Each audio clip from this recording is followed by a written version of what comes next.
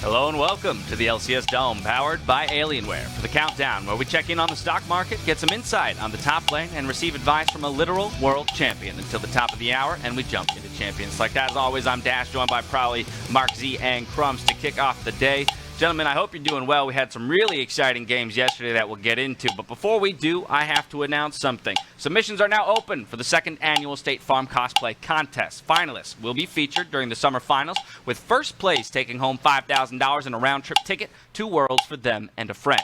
Submissions will remain open until August 7th. That's August 7th. Full rules and how to submit can be found at riot.com/finals cosplay. Riot.com/finals cosplay. I'll admit I was the most unqualified judge on the panel of last year's State Farm Finals Cosplay Contest, but it was some of the most fun I had at Finals last year. Just seeing some incredible creators that we have in our community and what they can come up with, and the realness by which they can capture these characters from the world of Runeterra is just spectacular, and I think second year running, it just bodes well for what's going to come, and I hope this year people bring the fight. I remember you were torn. You were saying, like, I don't know which one I can pick. They're all so good. I feel bad telling anyone. I think they're lucky that we didn't compete after our KDA cosplays from the finals. True I think fact. we would have won all of it. It's clean True sweep. fact. Yeah. For the sake of competition, we will remain on the outside of it, but the rest of you have at it. Next up, let's talk standings. Let's see where all the teams they fall coming into the day here. Cloud9, of course, reigns supreme, 5-0, the only undefeated team. Dignitas and Immortals still searching for their first wins of the split. Also of note, though, it was FlyQuest and CLG that matched up yesterday, with FlyQuest getting the upper hand in that matchup. Let's refresh our viewers on some of those Friday night matchups, in particular the marquee one of TL versus C9. Thoughts? Yeah, it was a really close series. TL actually played really well. They were able to win some early game skirmishes versus C9 and get an advantage, which is something that's actually happened more often than I think people realize this split. A number of teams have been able to do this. The hard part comes in maintaining the lead, and TL actually did a better job at that than any other team had done so far this split, but it still wasn't enough. Yeah, I think a big criticism we had of TL was just how slow their playstyle was, but against Cloud9, they actually kept up in tempo, and the gaps between gold were actually pretty close. And against a team like C9, yeah, that's a pretty hard feat to achieve. So TL being able to do this kind of gives me a lot more faith in their ability to improve after the split. It might be true what Jensen said in that pre-game, that C9 might not be as good as they think if you consider how close this one was, and the fact that Golden Guardians was able to also take a gold lead against them. That was a dirty triple kill there from Niski to help close things out for the squad. But it's continually interesting to me how we have to frame every discussion for teams about how well or poorly they lost to Cloud9, right? It's always trying to identify, how much of a fight did they put up before they fell down. And I want to key into a couple matchups that we were looking at specifically, and that's the mid lane with Jensen and Broxa in the jungle. We saw the TF come out alongside the Graves, a little bit of a different look than we've seen for Broxa in the past, usually lunging towards those trundles. How do we feel about the way the TL approached the game yesterday? I liked it. I thought the fact that they were able to draft a more self-sustaining or playmaking mid laner for Jensen, I thought was a really good look, because otherwise there was a lot of the Cassiopeias, the Azir, just a lot more farming back. So the fact that he was able to roam around the map, I thought was a really positive step forward, because now you can start to see, okay, if you're going to give more resource to Jensen, what can he do with it? And he was able to deliver for a big part of the game, so it's a good step forward in their evolution towards coming back to the top 4. Well, that was the happenings of yesterday. Of course, Cloud9 not on stage today, so they've got a day of rest before we see them again tomorrow. But we do have a lot of other big news, gentlemen. In fact, we have some breaking news coming out of the Immortals camp. That's right, Immortals have made another shakeup, and they will be starting their Academy roster today here on the LCS stage. Now, this, Mark, comes off the back end of the announcement of them releasing their GM and their coach just earlier this week.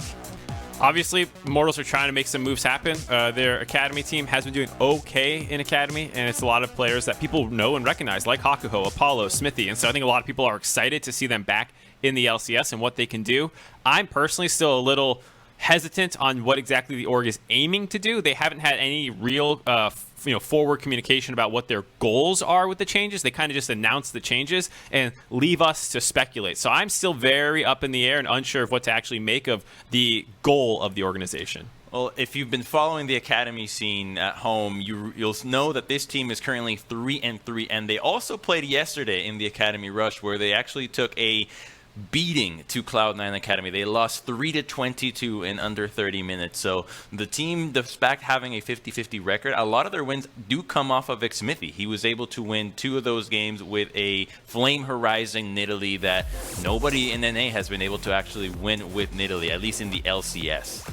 Well, let's talk about this guy then, because probably I think while a lot of people are looking at a grim picture of an 0-4 Immortals at the start of Summer Split, if you're going to throw your weight behind anyone to turn a season around, a 6-time trophy winner of the NALCS is probably a good place to start. Yeah, no, Smithy's such a phenomenal jungler, and he's been such a staple in the NALCS. It was so strange not to see him in summer for once.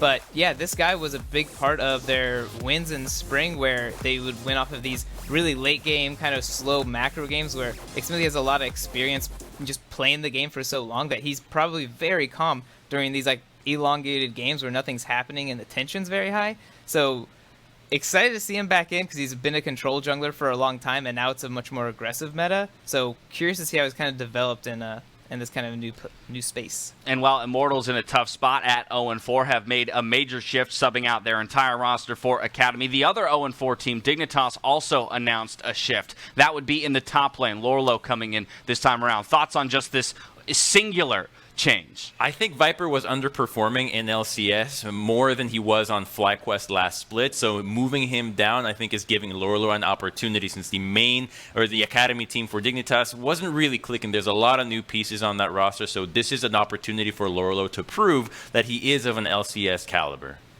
Well, things kick off today with Counterlogic Gaming versus 100 Thieves, and 2 more matches before things wrap up with Immortals versus Golden Guardians. Game 2 has 6th-place TSM challenging 2nd place Evil Geniuses, one of the biggest challenges yet for this new version of TSM. Again, I'm looking at those final 2 matchups of the day. While they might look lopsided from a scoreline perspective, really interested to see what the changes from both of our 0-4 teams will do for them here today. Captain Flowers and Azale, though, they're bringing you TSM versus EG, so I want to hear from them what they're looking forward to in that game, too.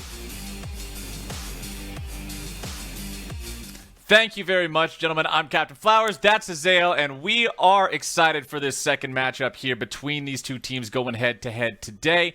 And when you think about exactly what's going on with these two in their quest to fight towards the top of the standings, you're thinking about the bot lane and how that contest today is going to be about establishing a bot lane kingdom.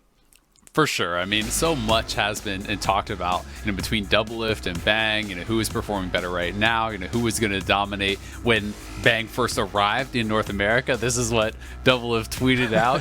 He has been crushing everyone who gets, into the league, who comes over, and people are talking about, oh, well, now this is going to be the guy who's the new king. And Doublelift has really knocked down them all over the years. This is the guy who has been winning so many championships in North America from team to team to team.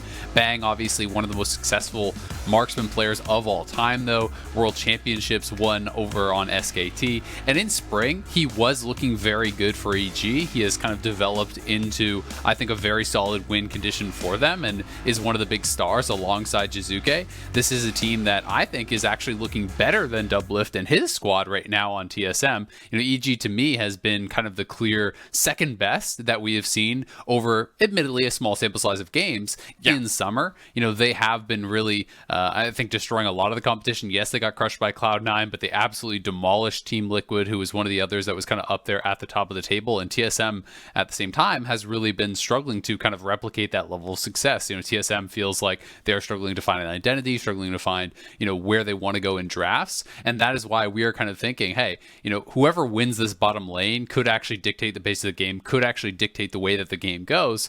And we'll see if Doublelift's going to be able to actually do that here against Bang. Yeah, Doublelift painting himself as the Grim Reaper, but ever since Spring Split of this year, he's traded out the Scythe for some safety scissors. We'll see if he can get that edge back here today, or if Evil Geniuses will continue their reign of evil here in the LCS. For now, we're going to toss it back to you guys at the desk. Thank you so much, gentlemen. That's what they're looking at in Game 2, but with so many contentious matchups this week, I want to clue in this week to some players to watch. So, specifically, they are Team Liquid's Jensen, CLG's Ruin, EG's Kumo, and TSM's Spica. 4 members across 4 different teams, all hungry for victories here today. Let's start with Team Liquid's Jensen after falling to Cloud9 yesterday. We talked about him a little bit already at the top of the day. He had a great game versus C9, even though it was a loss. He was able to absorb a lot of ganks, had some nice footwork on his TF as they were coming in, and then he was able to make a lot of good plays, well-timed gold cards to set up kills for his team. You see how much attention he was getting in the mid lane with that jungle proximity difference, 7% more for the enemy team, while still having a big CS lead. So really impressive stuff out of him. That said, I'm still watching him and Broxah to get better coordination out of the two of them. I think that they can both be playing individually well, but we're not seeing them really amplify each other. Their ganks could be either more impactful, or you could see a larger quantity of them to try and really unlock Jensen. And so I'm still watching their mid-jungle synergy. Now from here, we're going to hop on over to CLG, a team that's been turning around from spring, although I just saw a little bit of a head movement from Crumbs, so maybe we'll come back on Jensen in just a moment. But let's talk Ruin first. Yeah, I gotta say, Ruin's a big part of CLG's success. He's been playing Volibear mostly. He's the first one in NAs to pick it up and start playing it, and he has a good mastery over the champion, and he's such an aggressive laner. This really fits his playstyle. Aloran was speaking about it earlier. Volibear is going to be pushing and harassing, so it's really important that you're able to play around it, and CLG's been able to do that as well. So I'm really happy to see him come to, bloom a bit more this split, where his TPs are on, his laning phase is on, and he's not just leading the league in deaths again. Can't stress enough how important it is to be able to pick up new champions before your opponents. It'll really get you far, because not a lot of other teams have been picking up the top Volibear, and now they can also start messing it with the jungle, and they can quickly become a flex for the team. Yep. You got that Wukong icon ready? No, I don't actually. Oh, Mark, come on. That was your moment. Sorry, I dropped the ball. Play Wukong NA, please. There you go. All right, there you go. can make it up to me, Mark, by talking about Kumo. All right, Kumo. For me, I think he's actually been one of the best top laners in the LCS this split. And if you can separate, previous history and stuff like that, and just look at the games and the stats from this split, he's arguably the best. He has the best CSD. He has the best XP differential at 10. He has the best gold differential at 10. He has a high forward percentage. He's playing those new champions like Crumbs is talking about with Volibear. And so I think there's a strong case to be made for him, at least this split in isolation, that he's performing the best. Not that he necessarily is the best. And that's crazy to think about, considering at the start of the split, people looked at him as a bench warmer until Huni was ready to go next year. And so I think he's had an incredible start considering where he was, just a couple months ago. Yeah, I mean, Crumbs? it makes EG a really dangerous team, because you can now play the top side or play to world champion Bang in the bottom lane if you weren't already working with Jizuka. So it's actually really important that he was able to step up. Yeah, a third threat coming out onto the Rift for Evil Geniuses there. One more player to talk about, and that would be Spica for TSM. What are our thoughts here? So the defense of the Dark Arts position, the TSM jungler, is really exciting to watch, because he's finally able to play more than Sejuani, which was his debut on it last year, or last split. So the fact that he was given the Kayn and he's now playing Lee Sin and actually making a lot of plays despite the weird drafts and losses are really promising for Spica, because it seems like the team gets along with him and they're playing to him in a way that is reminiscent of the very aggressive junglers that we also have in the league. So it's kind of like the plays that Blabber makes. So I want to see if he continues on this trajectory, because it will make TSM's jungle no longer the walking ward, but somebody that can actually influence the map in whatever way they want. Well, he's got his work cut out for him today against Evil Geniuses, and I know we were just talking about Kumo, but now I want to fold Kumo into kind of how that shapes the jungle role for Evil Geniuses. Probably, do you have thoughts, within that matchup of Spica against Svenskeren, given the threats on EG, where Spica needs to go, who does he need to protect, or who does he need to help get ahead? I mean, I'm not sure how the communication structure is on TSM, but I'm going to guess it's leaning towards topside, because I do see a lot of plays around top lane, and with Kumo coming a bit back to form, I definitely expect the top side of the map to be where Svenskeren and Spica are fighting over Scuttle Crabs a bit more, and that's probably where the action's going to lie. All right, well, those are our 4 players to watch this weekend, and while we're watching them, MasterCard is collaborating with the LCS to award lucky fans with a couple personalized experiences. One winner will get to play and learn with Freak from the comfort of their own home, and 5 other participants will get a Q&A session with yours truly. All you have to do is save your MasterCard in the league client. Contest runs from June 25th to July 19th. June 25th to July 19th with a double RP bonus going on this week if you sign up. For more information, check out the full article on lolesports.com. Come talk to me. I like to talk. I do it for a living. Yeah, no way. You got some questions? Do you guys have any questions for me? Nope. How'd you nail? That's a really good eyebrow raise. Can you do it on both eyes? Because that's the tough part. I can only do it on one. I only got one. I can kinda. I think it's better on one side, worse on the other. Okay. Who knows? Good question, Crumbs. Good question. All right, we're stepping away. When we go, or as we go, we'd like to enlighten the masses as we hand it over for some sage advice from a literal world champion.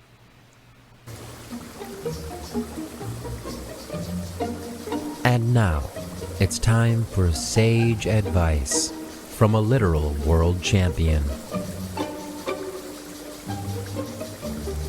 When you're playing League, remember to focus on your farm.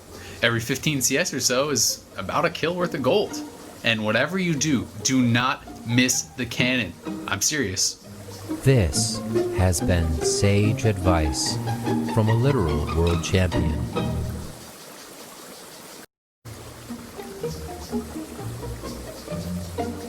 And now, it's time for sage advice from a literal world champion. Oh, hey there. Little World Champion here. Remember, you can always retake that class, but you can't relive that party. This has been sage advice from a literal world champion. Welcome back to the LCS Countdown as we open up the LCS stock market. And thank you to Azael for providing us tips that only a literal world champion could provide. But as we ring the opening bell for the stock market here, we take a look at the team values at the beginning of week 3. Cloud9 still well ahead of the rest, almost 150-point gap over second place in Evil Geniuses, and then Immortals rounding it out just under 400 for their price per stock. Now, I've got great news. As spring went horribly for pretty much every single person involved in the LCS stock market, we have kicked things off in the right way. Through 2 weeks, each of you is up in some, or rather to some degree. So I'm very proud of you all, but let's keep that rolling forward. So Mark, we're coming to you first. Give me a look at your portfolio. Yeah, even though everyone's up, I think I'm still the least up, so I'm somehow still losing while doing well. So this time I'm going for a couple more of the values. I think CLG is a lot better than their current value, even though their score is 3-1. Their actual stock price is still relatively low. On the same time, Golden Guardians is another team where they took C9, they battled them really hard. They've had some weird drafts, but I think they're starting to figure it out. They're another team I think that's better than their record shows. And for me, EG is just the second best team. They already played C9, so I think they'll be great. CLG, my bet already went a little bit wrong because I was hoping they could take FlyQuest, but 100 Thieves is still above them in the standings, and Dig is actually close to the same price point. So I think that they have a very a schedule that they can easily go 2-2 in from here, assuming they can't beat C9, which feels like a safe bet. But I think that they're still a middle-of-the-pack team right now and can pick up a lot more wins. Right, even with a 2-2, you might still make out slightly in the black there. Heading over to Prawley next. What do you got for me?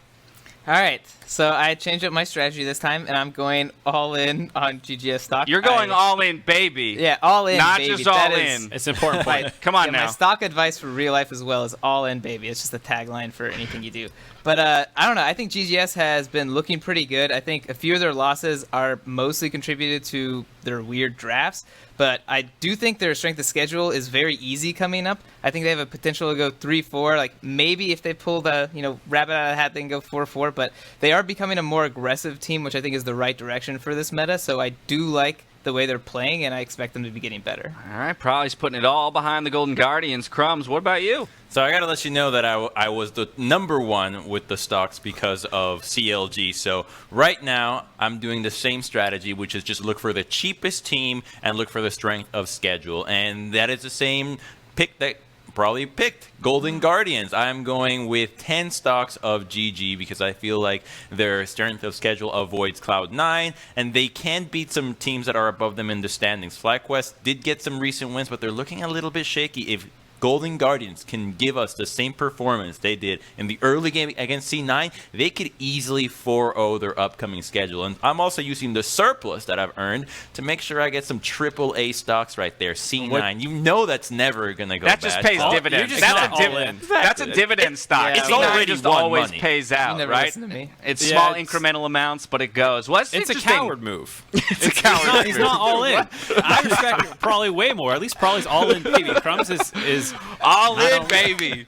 Yeah, I love it. I love it. Well, Mark went for the diversification. Hopefully that can help him catch up. But again, I'm happy to see all of you in the black, and hopefully that continues throughout the split. From here, we've got to talk about our first game of the day, gents. We've got CLG facing off against 100 Thieves. Turning into that first match, it feels like these are teams that have had opposite trajectories when you track from spring into the beginning weeks of summer.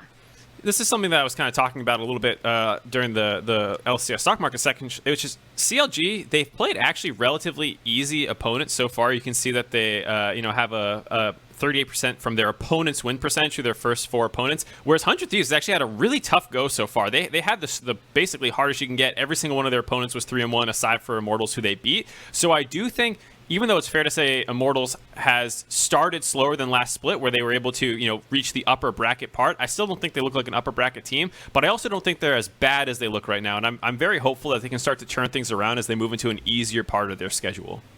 I think you can't underestimate how important the momentum and confidence that having that early, easy strength of schedule can do for CLG moving forward. Whereas for 100 Thieves, yeah, you did play some of the best teams early on, but if you can't get yourself out of that mental rut, you might suffer some losses against teams that you should have won in the upcoming weeks. I mean, we talk about confidence. Probably CLG's already 1 win away from more wins than they had in the entirety of their spring split, and we're only in week 3. So talk about confidence and momentum. I feel like that's a good place to start. Yeah, because I mean, the fact is, if you can win a game, you at least know what can happen or what you need to be doing to get that win. When you're looking at some of these teams who have like maybe 1 win or 0 wins, they're really struggling to find like, okay, what is the actual answer to get us to a win? So CLG coming in, they have a few strategies that I think worked. Hopefully they are critical of themselves so they know their weaknesses and they can take away like all the positives of their wins. But yeah, I kind of agree with Crumbs a bit where it can be a snowball, but I don't know. I'm still not convinced of CLG just yet. All right, fair enough. Well, let's take a look at one of the matchups that we want to focus in on here. That would be the mid lane matchup. Again, we'll remember that Ryoma was somebody we talked up near the end of the spring as showing some of those improvements that were promised, whereas on the flip side, it took Pobelter coming in to hopefully rework the team a little bit here. Crumbs? Yeah, what's interesting for Ryoma is that he hasn't picked up any new champions. It's a Zero, Orianna, and Zoe, 3 things that we already knew he could play, whereas Pobelter has come out swinging with things that are a lot more meta. 2 games of Twisted Fate, we just saw the Galio, and then picking up a Diana win, I believe it was against Immortals. So Pobelter's picks are all about giving him a lot of agency within his own right so that he can make plays, he can go for a lot of solo kills, whereas for Ryoma, he needs his team a lot more. So that reliability from his champion pool with Meteos that is not having the bet that they're not having the best synergy is not really translating to a lot of a strong mid game for the roster. So I think that that's how they found their win. They just said, okay, forget about mid, just go on farm duty. We're gonna pick Renekton for someday and have him carry. Do you think that is, Mark, 100 Thieves kind of illustrating and laying out for us that they're going to shift their focus towards the top lane with those picks coming out for someday? I hope so. I mean, he's been someone we've talked about for a long time for being the strongest player on the team. He was the one who was getting a lot of victories for them in spring. You know, he had a case to make against Licorice for being on that all-pro lineup as the first stringer, and he got a lot of votes for it. And I don't think he would be getting those votes based off his play this season so far. So I do think pretty much across the board, people on 100 Thieves need to step up, but I think that can help if you start putting more resources directly into Someday. Expecting a little more out of them. Let's get down to brass tacks here with some win conditions. Coming right back to you, Crumbs. CLG, what's the answer? All right, so I liked what I saw out of their game against FlyQuest. They didn't roll over. They went for a lot of plays, but I need to see Pobelter on a champion that allows him to make the plays on his own and not rely on Wiggly or anybody else to set him up. So no more Galio, easier to execute. So I want to see him back on the picks that we mentioned before. And for Smoothie, no Bard. I want to see easier to execute Nautilus or Enchanters. And once you get that down, I think the engages are going to be a lot cleaner, and they're going to have an easy time against 100 Thieves that are still trying to find a footing in Summer. Well, Prowley, your homework was 100 Thieves, so what's the response? Hello. We can hear you. Now we can. Hey.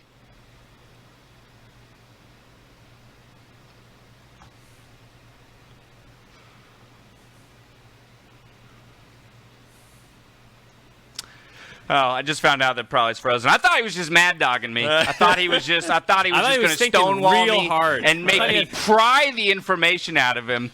But I guess I have his win conditions if you want me to sub him. We're wearing the same 100 Thieves red, so it's basically the same. He had two ideas. He had to choose your own adventure. One was if you're feeling aggressive, which I hope they are, pick a strong jungle matchup for Meteos, and then pushing mid to be able to get up to the top side and dive for some days lane. I love this one, and I hope that's the one they go for. But he did give the second option, which was if you want to play safe, you can pick a front-to-back team fight, find some comfort picks, and ban Volibear. And this would be playing more around for Cody Sun in front-to-back team fighting. I'm for option A. Hey, great win conditions, Mark. Really proud of you for whipping those up last minute. Let's get some predictions up on the board, see how all three of you think the games are going to go today. If I know anything about you all, it's that you're too like-minded. Oh, no. And you all think it's going to go a very specific way. I mean, I think given that our final two games of the day have the 0-4 teams in them, it seems somewhat natural. What? Oh, what? I'm fairly sure I've only missed 2. All right. I was going to say out on that. We just look fantastic. 19-3. We are killing it this split. You are all crushing it, but you've set a high bar, and you must continue that high bar. I feel like that. Sorry. Oh, go ahead. No, you're good. I feel like I want to give Prowley a coin. He's doing his perfect statue pose out there, just being a street. This guy is poker face. Oh, he's back. He's back. The statue is broken. Prowley, you're back just in time for me to hand things over to Flowers and Azael to get us into game one. Let's see it.